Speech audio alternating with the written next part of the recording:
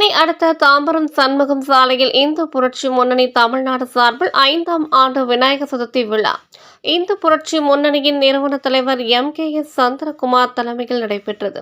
இந்நிகழ்ச்சிக்கு சிறப்பு அழைப்பாளராக ஏர்போர்ட் மூர்த்தி கலந்து கொண்டு அவருக்கு இந்த ஆண்டு மாமனிதர் விருது வழங்கி கௌரவிக்கப்பட்டது.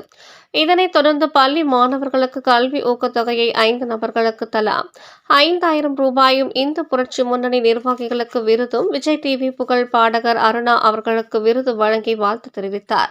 இதனைத் தொடர்ந்து 10 அடி உயரமுள்ள விநாயகர் சிலைக்கு சிறப்பு அபிஷேக பூஜை செய்து சுவாமி தரிசனம் செய்து அன்னதானம் வழங்கினர். விநாயகர் சதுர்த்தியை முன்னிட்டு நல்ல தம்பி வழங்கும் தம்பீஸ் இன்னிசை கச்சேரி நடைபெற்றது.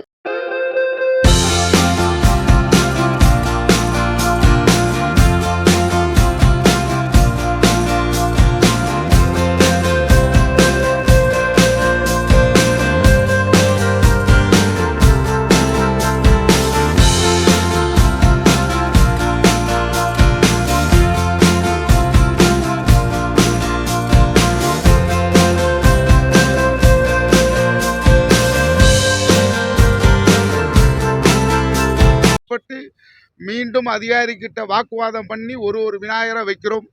இது இந்த அரசாங்கத்துக்கு நல்லதல்ல.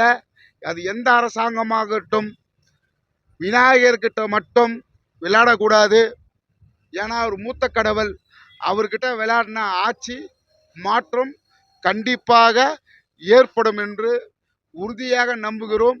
அடுத்த ஆண்டு எந்த ஆட்சி வந்தாலும் சரி, விநாயகர் சதுர்த்தி விழாவிலே கை வைத்தார்கள்னால் அவரோட ஆட்சியும் போய்விடும் என்று இந்த நேரத்தில் நாங்கள் குறிப்பிட்டு சொல்கிறோம்.